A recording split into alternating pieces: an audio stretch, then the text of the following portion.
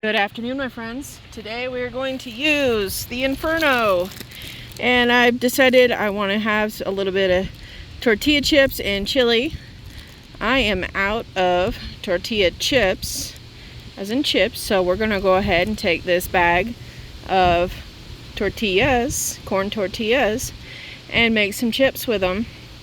So let me go ahead and get this started and ready to go. And yeah. Alright guys, so I have the lard in the pan. I got the fire going. I don't know if you can see it. I got so much wind it's not even funny. So I'm going to go ahead and get this started, and while I'm doing this I'm going to cut some tortillas. Alright friends, I turned on the little switch to make it a nice hot fire. We got some rolling boil on the lard. So we're going to go ahead and toss these in. Do not do that at home, guys. Don't touch it. Okay. And I'll pop those in there right just like that.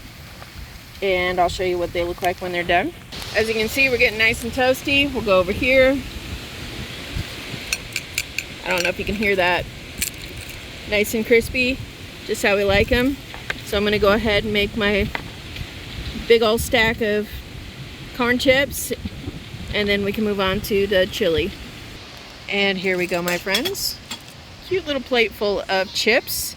So now we're going to move on to the chili. I'm going to go ahead and get that in pan and show you from there. Here we are, friends. I opened a can of Nally chili, a big old can of it. Got it rocking and rolling. I did turn the fan off because at this point I think we're pretty good for adding air with the wind. So once it's time to dish up, I will go ahead and show you what it looks like. Alright, here we are, guys. Nice hearty bowl of chili with chips, all of which was made on the Instafire Inferno. If you guys are interested or you like what you see, I will go ahead and include a link in the description.